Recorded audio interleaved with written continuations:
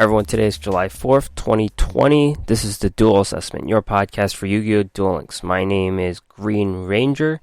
Happy Independence Day to all those who celebrate here in America. Big week in Duel Links, sort of a big week. Transitioning off the Taya event, we finally get the character acquisition of DSOD Taya, so talking about the few duel skills she has, as well as her new cards, which are more exciting than those duel skills.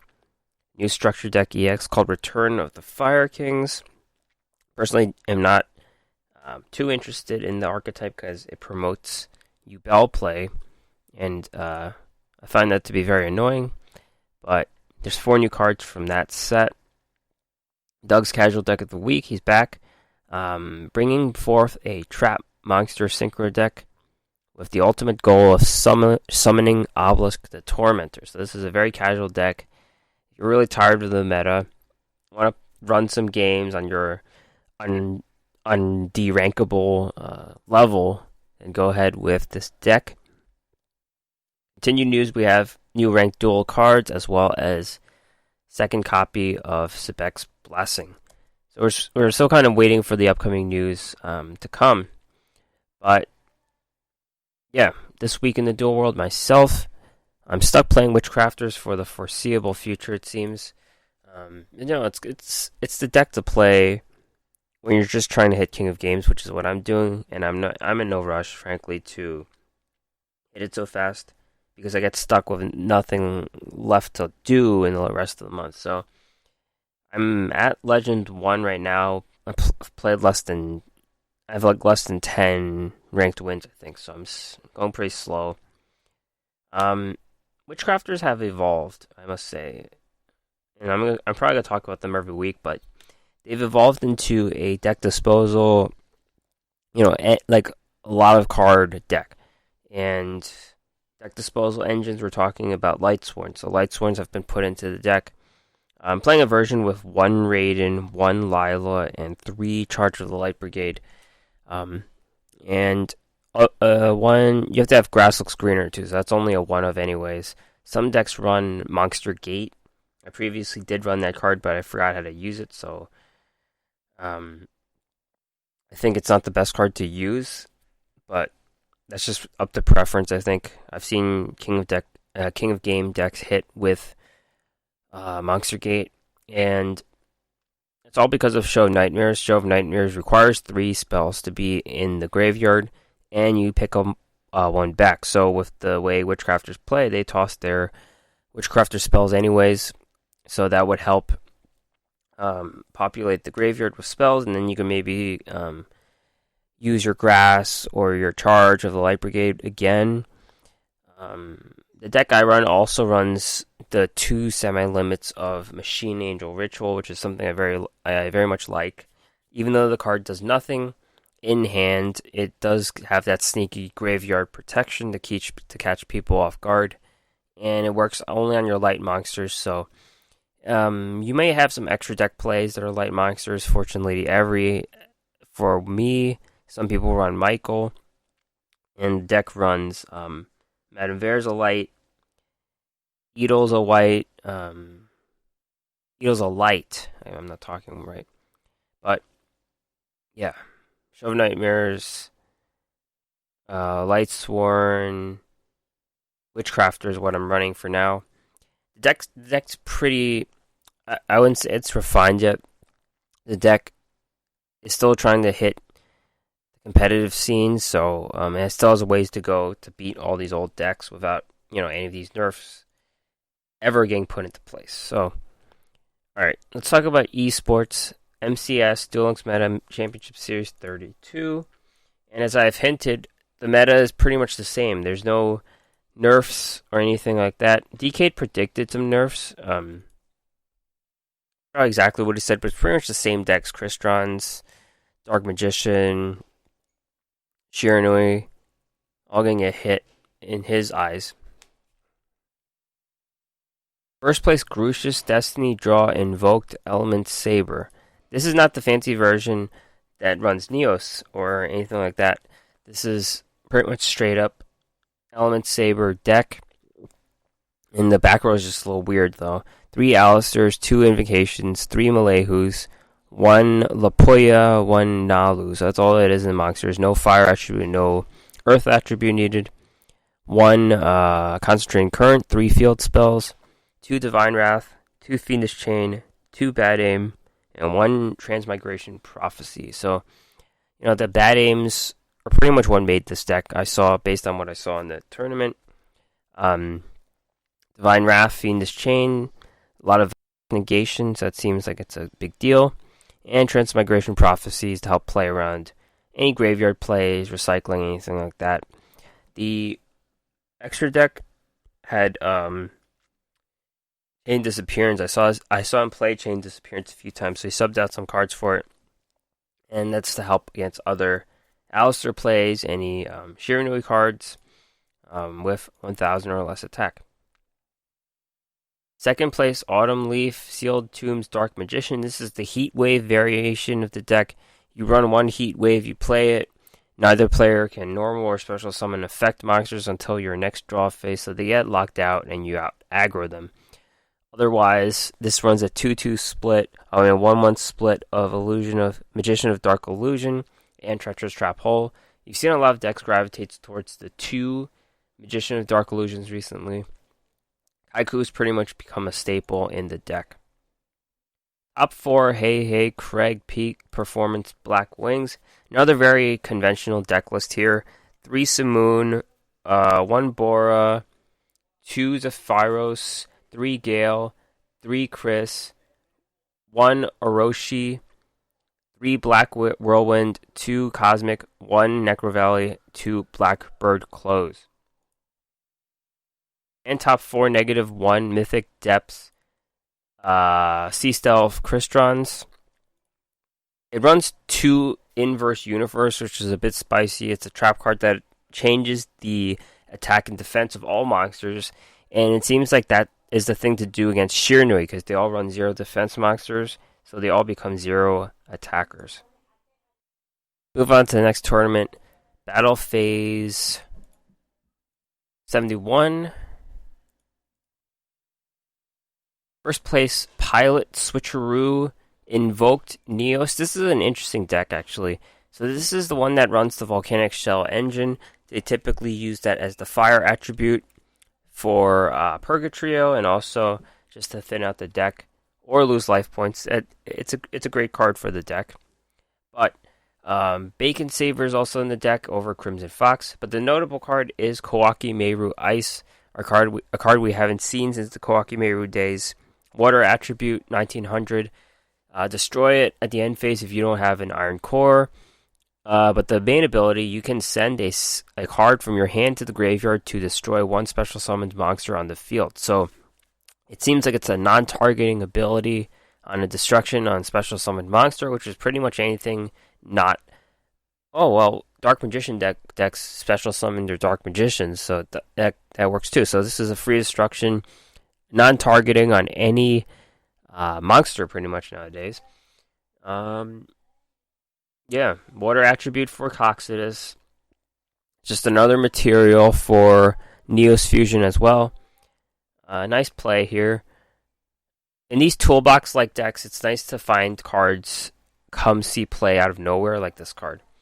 Otherwise, the deck runs a lot of discard for destruction stuff, like 2 Raigeki Breaks, 2 Ultimate Providence, things like that. Second place, Inferno Noob SPM, Master of Fusion, Masked Hero. So the skill Master of Fusion, you lose 1,000 life points to gain polymerization from outside the deck, so you get like extra fusion off. The deck already runs a polymerization, you get another one. That's pretty cool. Their ability to populate the board, that's why they run Plasma. They can get 3 monsters out easily, so you can get into your Adoration or Trinity play. You could get both of them out thanks to Master of Fusion. Top 4, RTTISTJE, Switcheroo, Masked Heroes. This is pretty much just the regular Masked Hero deck. More aggressive deck, it's typical typical Masked Hero deck. The previous one ran Form Change. This one, it's another Cosmic Cyclone, it seems. They both run Hate Rune as well. And top 4, Darcio, Sealed Tombs, Dark Magician. Not a remarkable deck. The only thing remarkable about this deck is it doesn't run another big monster, so the only big monsters are Dark Magicians, no Magician of Dark Illusion. Just 2 Treacherous Trap Hole. It seems like they're going to go for the Kaiku play when you're special summoning with Magician's Navigation.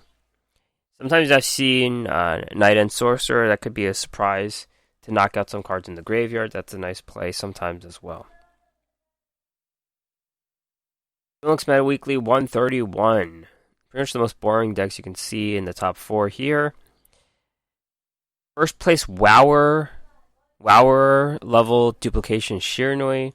Super standard deck. Best cards, you've got 2 Artifact Lancia, 2 Gozuki, 1 Sphere, 2 Solitaire, 3 Squires, 2 Spectral Sword, 2 Ballista Squad, 3 Phoenix Chain, 3 Floodgates. Second place, El Zixo, Cyber Style, Cyber Dragons. Again, a very standard deck. 2 Econs is pretty standard now. 1 Cyber Dragon, 2 Veer, 3 Core, 3 Cyclones, Fusion Gate, Herald of the Abyss, 3 Cyberload Fusion, 1 Cybernetic Fusion Support, 3 Cybernetic Overflow. Top 4, Buns, Tie That Binds, Dark Magician. This one's notable because I don't think Dark Magician were a typical back row deck, but this runs 2 Raigeki Breaks and 2 Karma Cuts. It's moving into back row territory here. I guess it's missing the Cosmic Cyclones, which are in the side deck. Yeah. And top 4, Anthox Switcheroo, Invoked Neos. Yep, another Volcanic Shell Neos deck. Bacon Saver over Crimson Fox seems to be the pick most of the time over Crimson Fox. Otherwise, you've got a ton of back row again. Yeah. Same old, same old. But yeah, the tier list update. Not much of an update here. Crystron's remain top tier. Tier 2, Black Wings, Dark Magician, Element Saber, Shiranui. Tier 3, Cyber Dragon, Masked Hero, Ritual Beast. And Witchcrafters are the only deck left in high potential with all those new cards being released. They are still showing up. It seems like they can't really climb unless there's nerfs. And I don't know if they will come because the MCS did happen. I know Konami did take that into consideration. We don't know if or when the nerfs will come. I'm hoping soon though. I'm tired of seeing these decks. Alright, let's move off of esports. Talk about Taya Gardner level up cards. And the event, the Reminiscence of the Future event, is going on for another day or two. And just to comment on the event, it seems like it's a rehash of everything that went on in the show. Like every flashback Taya, every memory Taya ever had. They didn't show the full Johnny Steps thing, I think. And I know they showed the date episode with the Pharaoh, which culminated in the Johnny Steps duel. But I don't think we saw that. That would have been cool, though. I would have liked to see Johnny Steps in the game, or some DDR thing going on here. What else? The robbery, the burger time robbery. I was actually playing it on my phone and I missed that. Like, I closed the app by accident and I missed that part. I just ended on the part where Teo's loading up their hamburgers with ketchup. And you can't really get a sense of what's going on there, but I closed my phone by accident, so I missed the whole robbery part where Yugi straight up killed the guy and sent him to the Shadow Realm. But we got some new cards. Her dual skills are less impressive because she only got 3 of them. A lot of generic skills. She has grit, though. I guess that's one good one. Life point boost alpha. Restart, I guess. Several usable ones. Let's talk about her cards, though. The Witchcrafter Masterpiece. This is a card we get 3 copies of. It's a trap card. If you control a Witchcrafter monster, target a spell in either graveyard. Add 1 card with the same name from your deck to your hand. During either player's turn, except the turn this card was sent to the graveyard, you can banish this in any number of spells from your graveyard, special summon a Witchcrafter from your deck whose level equals the number of spells banished. Yeah, that's the whole card. So Witchcrafters are trying to be competitive, and Grass and Disposal, Lightsworn Disposal things are gaining steam. This seems to compete directly with Witchcrafter Patroness, which is a card I run in that version. So both of these have a end benefit of drawing and tutoring a Witchcrafter spell, a spell from the deck of some sorts. Witchcrafter Masterpiece is situational in that you need the same spell to be in the graveyard. So typically you're going to need a Witchcrafter spell, but it could be any other spell. It could be Charge of the Light Brigade, for example, or anything like that. Witchcrafter Patroness requires a Witchcrafter monster to be in the graveyard, so you send that back to the deck, and you tutor any Witchcrafter spell. So you see a difference there? The Masterpiece just requires the same spell in the graveyard, and then you draw the same one from the deck. Could be any spell. Patroness needs the monster in the graveyard. You send it back, and then you draw any Witchcrafter spell of your choice. So the advantage is, of course, Masterpiece works for any spell. But Masterpiece also has a last resort ability. You banish a lot of spells, resurrect a Witchcrafter. But this seems like a bit of a moot ability because you run Witchcrafter Holiday anyway, right? And if you want to resurrect a Madame Vera, you're not going to banish 8 spells from your graveyard. It seems a bit ridiculous. So Witchcrafter Holiday just does that already. Unless you're trying to bring back some monster. Only works towards Witchcrafters. Doesn't work towards any other monster. So there you go. So Masterpiece and Patroness try to do the same thing in that they try to gain you a spell card, but different situations come up. Right now, I have not even run Masterpiece yet. I've seen it in some decks. I haven't run it. I'm just sticking to 2 copies of Patroness myself. I get how that card works, but this card is in the mix. But it does compete with Patroness. Next card is the Fountain in the Sky. We only get 2 of these. Continuous spell. When a light monster is destroyed by battle and sent to the graveyard, you can remove that monster from play to gain life points equal to its attack. So we actually get, we had this from Taya level 18, so it's actually not a new card. We're getting our 3rd copies of this card. This card doesn't have a place. Life point gain decks don't have a benefit to running a ton of light attribute monsters. Additionally, there has to be some benefit to banishing this to see play. Lightsworns come to mind, but it's best that Lightsworn decks come to 20 decks now based on tournament winning decks. We've seen some Lightsworn builds, and they work with 21, for example. That seems to hit that Chaos Dragon Levianeer and things like that.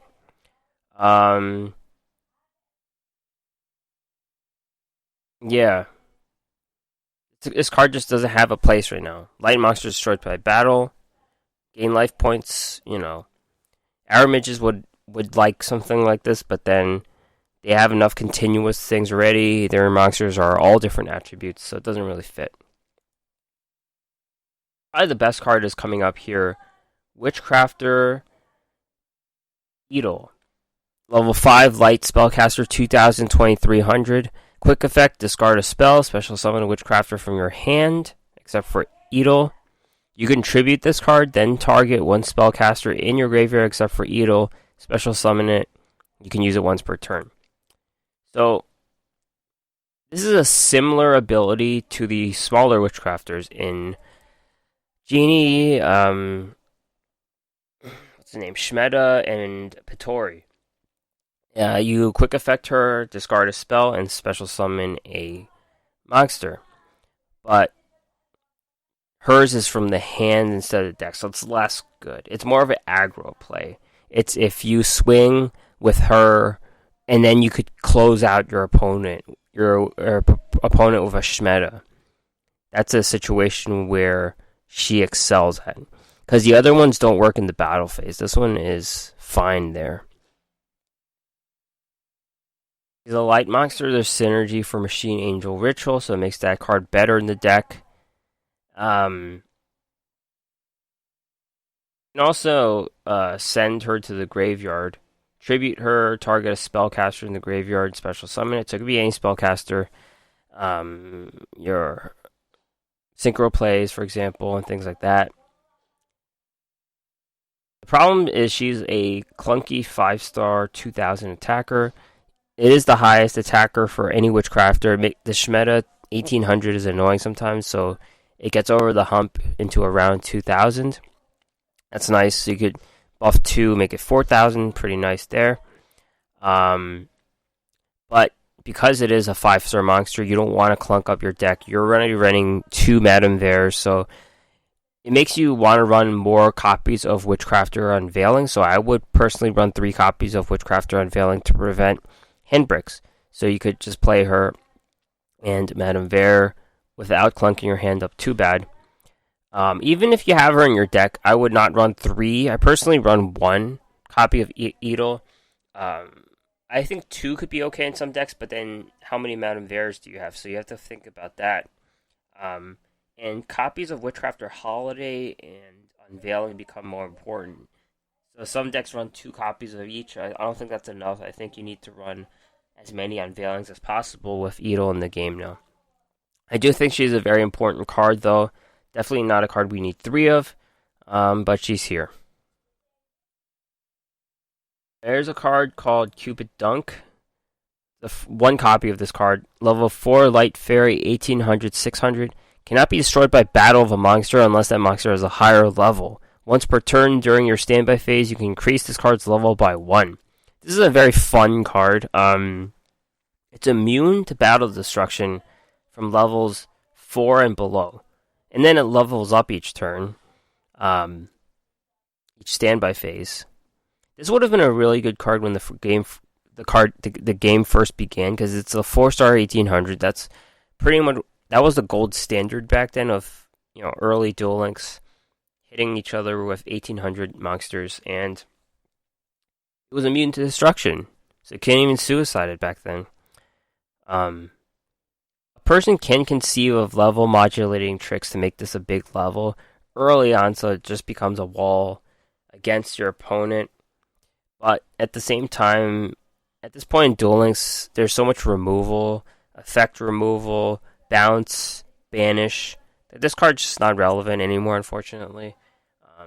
It's more of a fun card, but it's a beginner card too. If you're starting out the game and you just straight up need some 1800 monsters, that's what you need to do. You need to level up, and you're going to take some lumps, but you're playing in super low silver level or whatever, and this is a pretty good card in that as a one-of, especially if you throw in some fairy synergy, some light synergy. This is a card you want. And finally, Mystic Walk. We get 2 copies of this, so we got a full play set of walks here. I like Mystic Walk because they spell Mystic with a K. You never spell it right when you're looking it up. But it's a quick play. Tribute 1 monster, select either its attack or defense. Gain at that many life points. This is a card you see very, very rarely, but you do see it sometimes. It's in a situation where you steal your opponent's monster and then you tribute it for life points. Right now, I could see this being in consideration where you need those life point gains. Evil Eye, DD, Aramages, things like that, where they need those life point gains. Of course, it's always on the outside looking in. It's a very situational card. And it would be nice for you to recycle your monsters. So Aramages come to mind because there's a trap card that brings their monsters back, and they have decent stats. So it's their attack and defense. It's not original, so they could get buffed up like a Bergamot with 3,900, and then you could gain that many life points. That would be pretty sweet. So Mystic Walk, probably best in Aramages right now. Let's get on to Teya's duel skills. She's only got 3. They're all about Magician Girls, which puts her at a disadvantage. But luckily, she does have some other generic skills you could use her for. Magician Girls is a skill. The attack of Magician Girl monsters you control is increased by 100 for each Magician Girl monster you control. This is a passive tie that binds. just for Magician Girls. So the passive ability seems marginally better because you don't have to activate it and it's just always active. It limits your deck building though, because Magician Girls typically like to mix it up with other spellcasters, like a Quintet Magician type build. But now you're just running Magician Girls and not other useful monsters. And Tie That Binds is pretty much better in any other way because they include those other monsters. So there you go. Having that passive skill doesn't really change anything. Magician Girl Defense. As long as you control 2 or more Magician Girl monsters, all damage you take is halved. Another situational skill. Magician Girls themselves have built-in stalls, so they don't really need that half. At its best, this prevents super heavy samurai from killing you outright, some kind of direct attack situation from killing you, so you're taking half damage and you can live for the next turn. But this doesn't protect against burn decks because you need those 2 monsters and then they lava golem you off, and that sucks. So, yeah, not particularly useful. And it's the damage you take is half, so they're already reducing attack and defense by half. That's what Chocolate does, Lemon does that.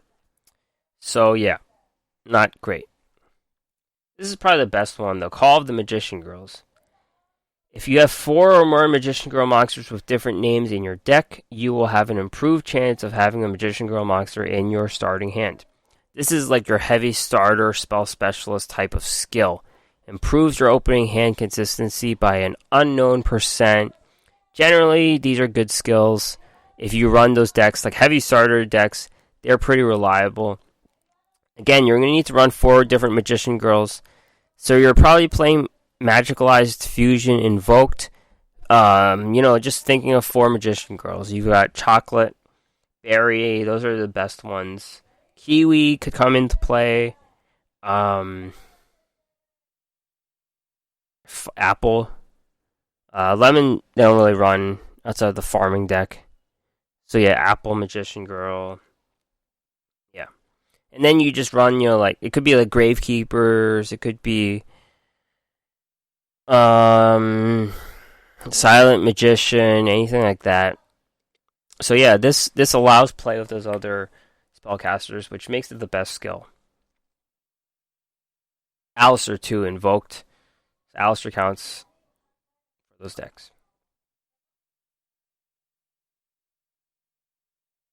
The new card released this week is the Fire King box, new structure deck EX Return of the Fire Kings. Personally, I don't care for this archetype at all. I know it's just like a farming thing with Yubel, and you've seen some, Yubel decks play it.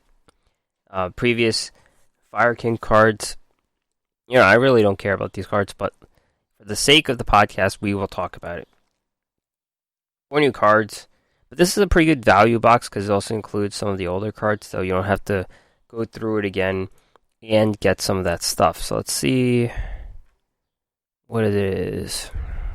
I'm trying to find the full release box here. So let's see, you got Yaksha. Yaksha was in the Dawn of Destiny box. Yeah, so you don't have to buy Dawn of Destiny for Yaksha.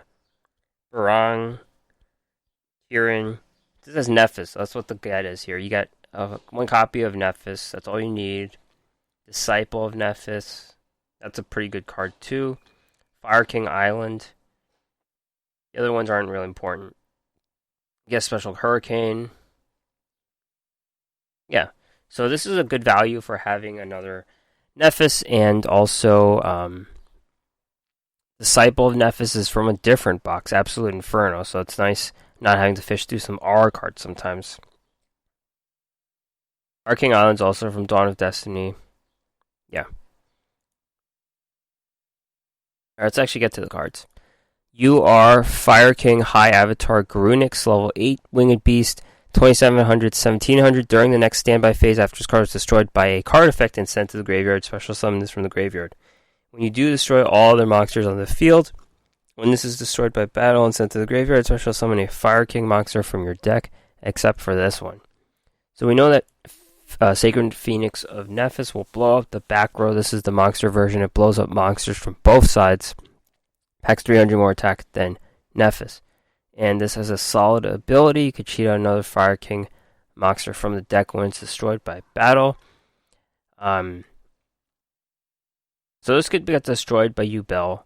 Ubel clears the board at the end of the turn. I mean the second phase of Ubel.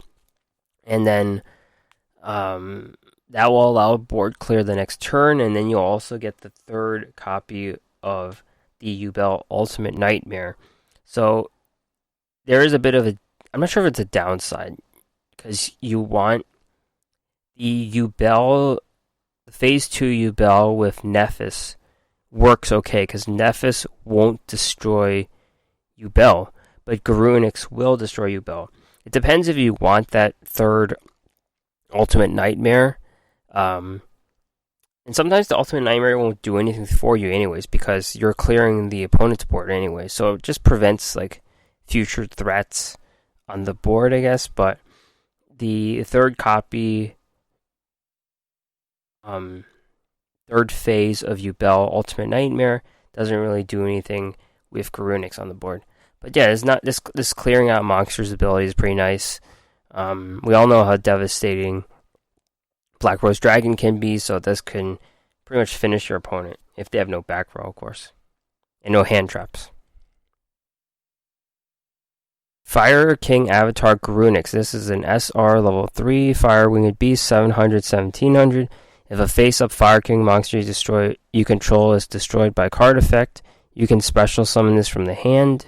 If this card in your possession is destroyed by an opponent's card by battle or card effect, sent to the graveyard, special summon a Fire King Avatar monster from your deck.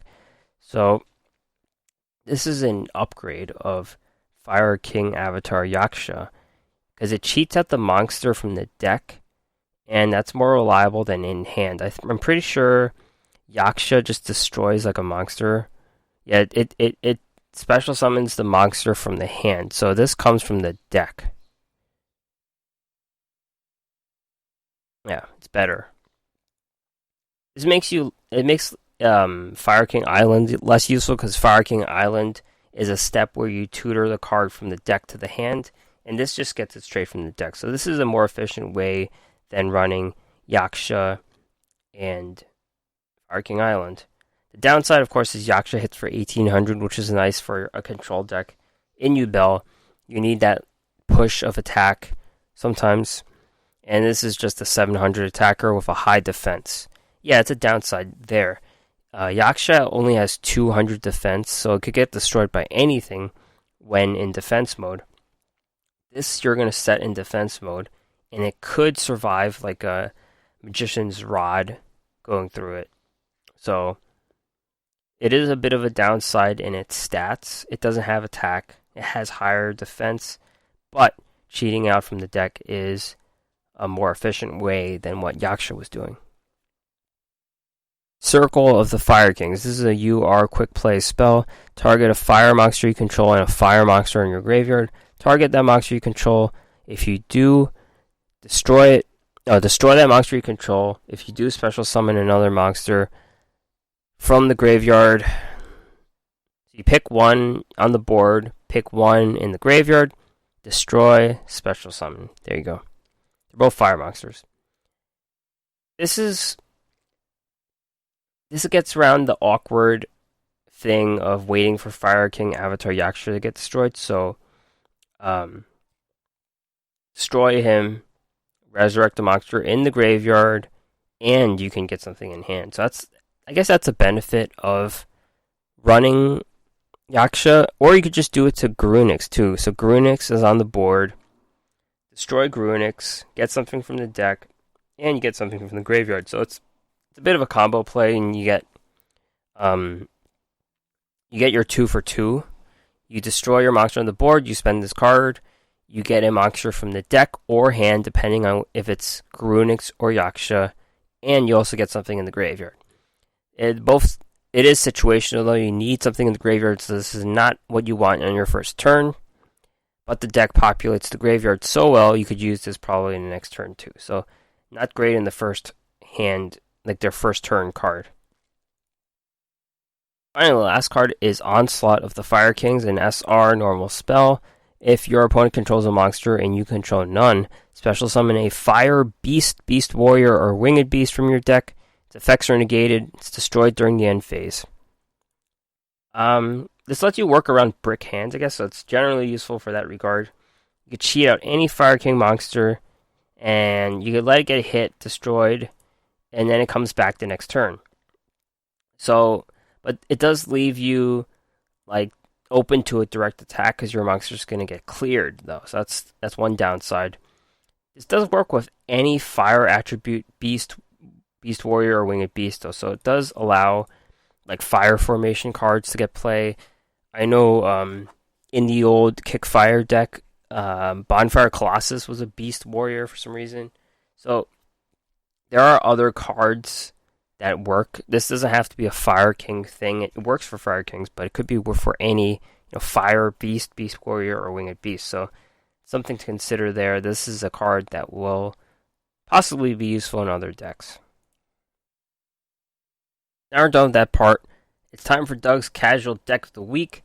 Doug Dimmaduel, busy guy nowadays, has come up with a deck, an anti-meta deck, not meant to compete with the meta, but it's kind of a break if you want to play something different. Trap Monster deck, Trap Synchro deck, whatever you want to call it, Shape Sisters, Obelisk the Tormentor, all the works. Doug Dimmaduel's casual deck of the week is here.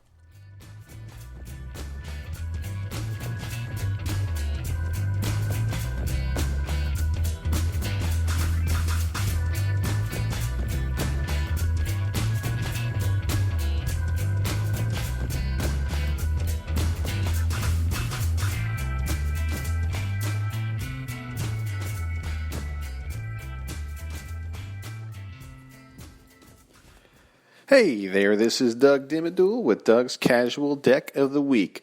Please do not mind the sound of the echo. I'm actually in the process of selling the house and hopefully moving somewhere else. Of course, it sounds great during the middle of a pandemic. We love doing that. So anyway, without further ado, let's get into this week's deck. It's involving a synchro-themed deck where we're really using some of our amazing trap monsters and hopefully filling our board and potentially summoning an Obelisk the Tormentor. Just because, this is one of those decks where, hey, it's casual, we're going to make some crazy things happen. So, really the deck runs around my 3 copies of Shape Sister. I think this one you were able to get in one of the structured decks. It's just a trap card where you special summon this card as a normal monster with 0 attack, 0 defense, level 2 fiend type tuner, also an earth monster. So you can only activate 1 Shape Sister per turn. Again, this is going to allow us to get into some synchro plays that we may want to do. But we also want to run our trap monster extraordinaires. We got Tiki Curse, which you special summon as an effect monster, 1800 attack, 1000 defense.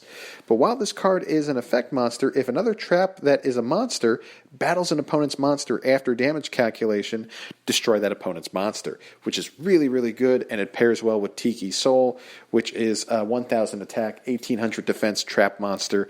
While this card is treated as an effect monster, if another trap card you control that is a monster would be destroyed by your opponent's card, either by battle or card effect, and sent to your graveyard, you can set it in the spell and trap card zone instead. And then, finally, I want to run my Statue of Anguish pattern, and this is what gets us into some spicy plays. Well, not that spicy, but spicy enough for a casual setting. But it's a level 7, 2500 defense trap card monster. And let's see here. So, if you control, or let's, hang on a second. This card cannot be targeted by an opponent's card effects while you control another trap card that is a monster. If a card is special summoned from your spell and trap zone to the monster zone while this card is a monster, you can target 1 card on the field and destroy it. So we have a lot of ways to just kind of pop back row and pop other cards on the field. Really good. But just for some more consistency, I was looking for another tuner in the deck, and I figured Plague Spreader Zombie would be an excellent way to do things. Could you get some recyclability out of this card? Because you're going to be special summoning a lot of trap monsters onto the field, and a lot of them are going to be level 4 and all that fun stuff. So we get some level 6 plays going. or if you have your level 7 statue of Anguish pattern, then we could get into some level 9 synchro plays. So between that and Plague Spreader Zombie, you could always get it back out on the field by sending one card from your hand back to the top of your deck and special summoning it from the graveyard. Then it gets banished after you use it again, but it's like a recyclable level 2 tuner. And then you could throw in anything else in there, like Magician of Dark Illusion, just to have more consistency and having another level 7, because when you activate a trap card during your opponent's turn, this effect will activate and you could special summon Magician of Dark Illusion back onto the field. And you can kind of spice things up with whatever else you want, but I like having Obelisk the Tormentor in here in case I load the field with my trap monsters. As long as there's 3 monsters, you could just tribute and just mess everything up. 4,000 attack, 4,000 defense. You contribute 2 monsters, destroy all monsters your opponent controls.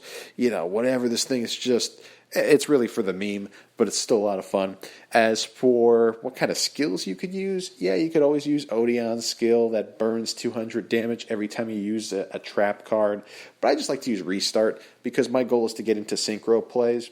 Now, as for what's in the extra deck, that's really up to you. It depends on what kind of toolbox you want to have, but I wanted some level 9 synchros, so Vermilion Dragon Mech is one of my go-tos, because then I could also pop another card using its effect. Now, one thing to note, though, is even though Shapesister is a tuner when it's on the field, it's going to be just a regular trap card in the graveyard, and same thing while it's in your hand. So you can't really use Shapesister as the fodder to pop one of your opponent's cards. You're going to have to use your other tuner, which in this case would be Plague Spreader Zombie. So just a little side note there. But you could also get into some level 8 synchro plays, Stardust Spark Dragon if you need to, because if you want to run a level 6 monster in the deck, like Mana Dragon, Zernitron there. There's again, it really just depends on what you want to do, but my favorite play is into the level 6 Bryonic Dragon of the Ice Barrier. It just starts sending cards back to the hand. It's one of my favorite synchro monsters. And it's only got 2,300 attack, but at the same time, too, with so many monsters that are trying to make their way into the graveyard, sending something back to the hand is frustrating for your opponent. So, like I said, you could really fumble around with what's in the extra deck. I just want to throw out some suggestions. But, that's it for my casual deck of the week. Hopefully I will be doing more of these in the near future, but depending on how things go with the selling and moving, there may be a few weeks that I may be MIA, but at least when I'm able to record, I will try my best to get those done for you. Of course, the dual assessment is one of the highlights of my week, so it's always nice to continue to do these types of little deck profiles. So thanks again for listening, and I will see you next time.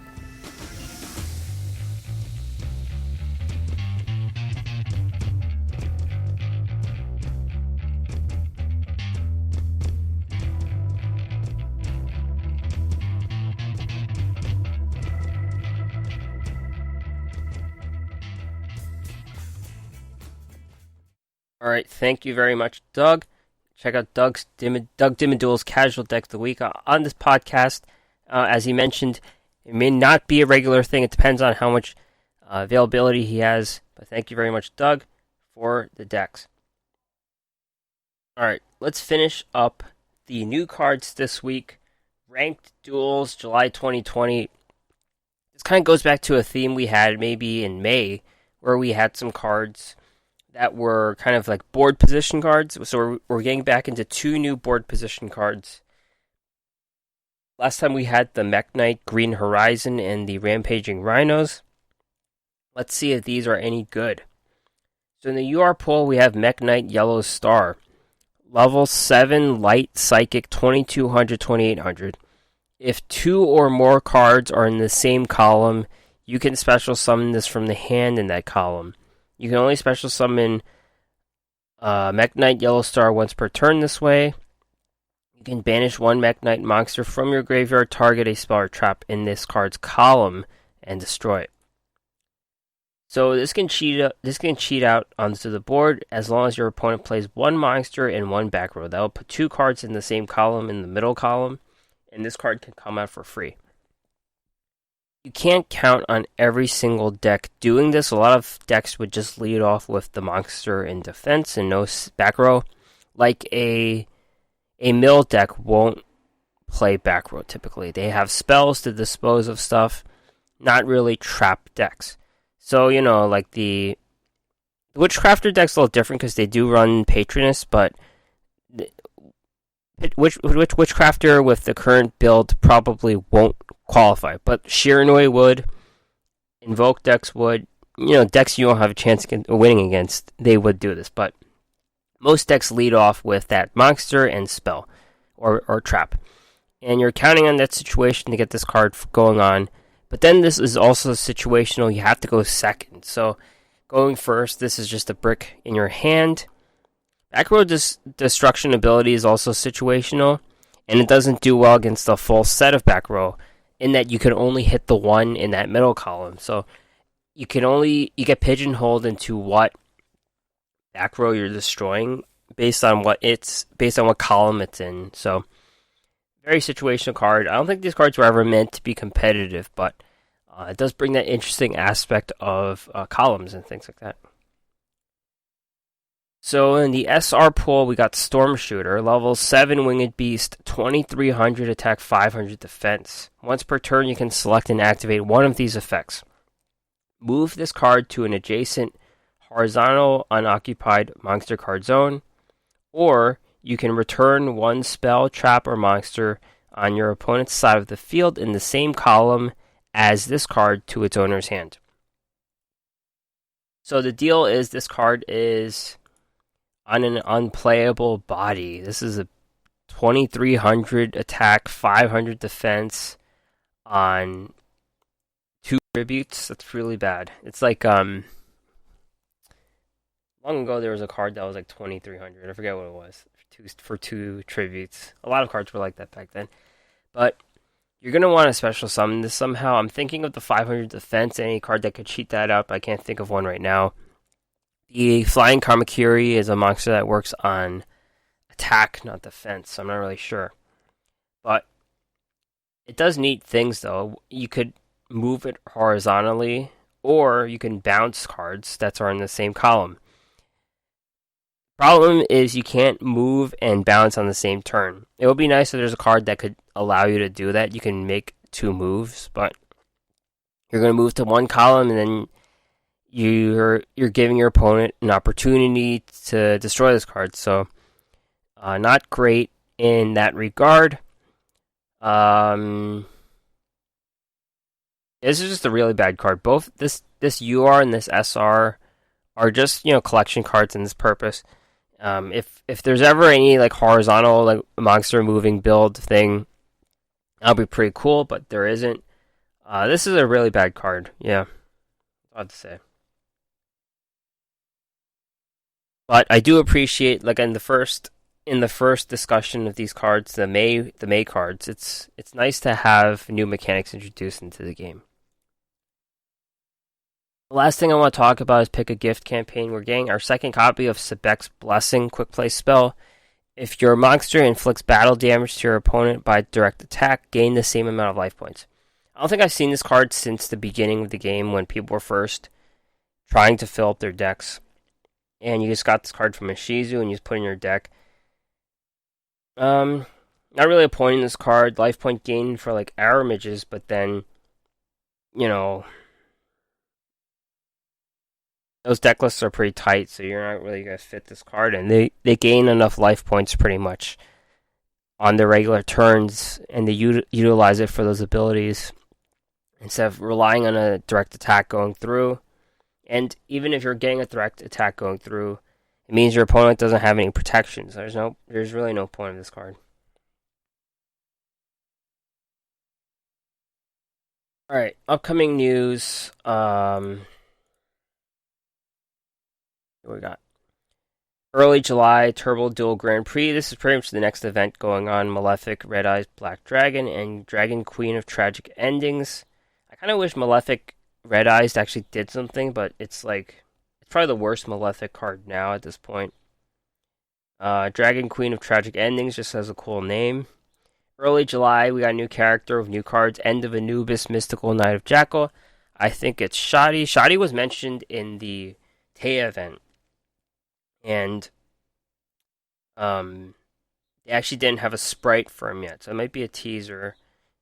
It's either they don't have the sprite ready yet, or they're trying to tease us and saying, "Oh, it's not actually shoddy." Because sometimes they release the sprites a little ahead of time to show you that they have them, and they didn't do that for shoddy yet. So I'm a little interested.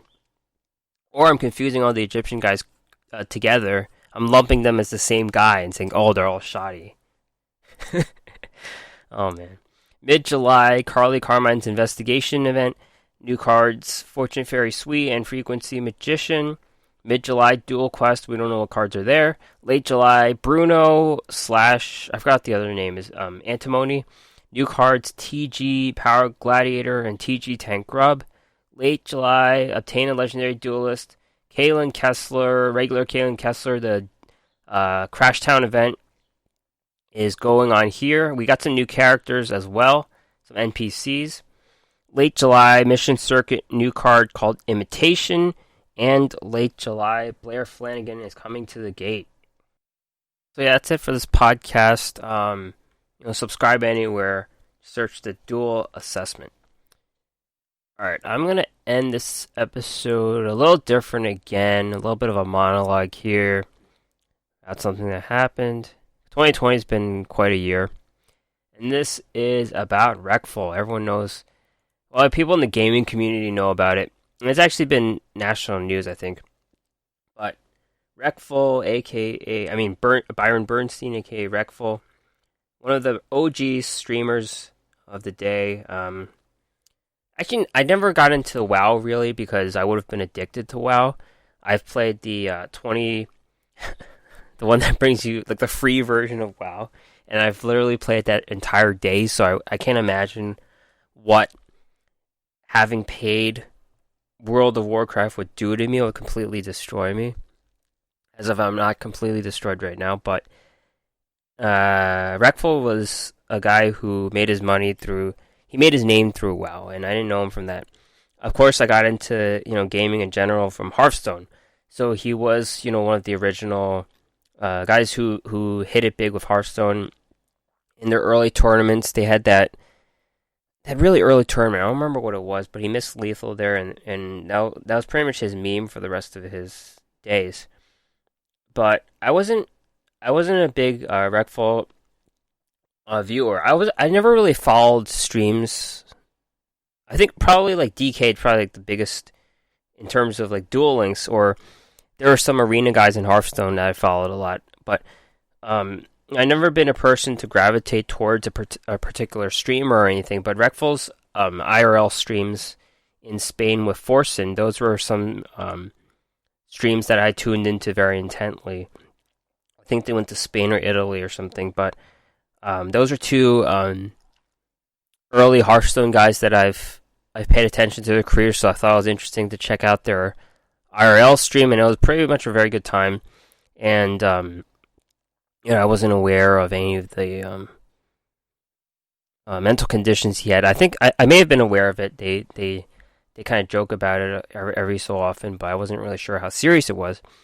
And at this point in his death, it's been 2 days, and I feel there are parallels to Byron Bernstein and Kurt Cobain. It seems like he's become the new Kurt Cobain of these times. His pictures pretty much just plastered everywhere on the internet. They've had both people didn't really know how to react to fame. They had mental issues. It was pretty much well known that both people had mental issues.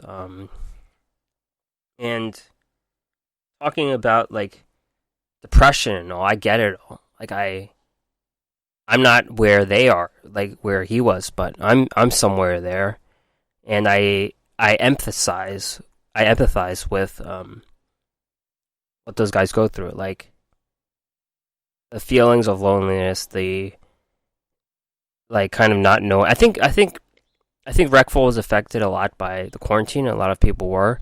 The global pandemic really shut down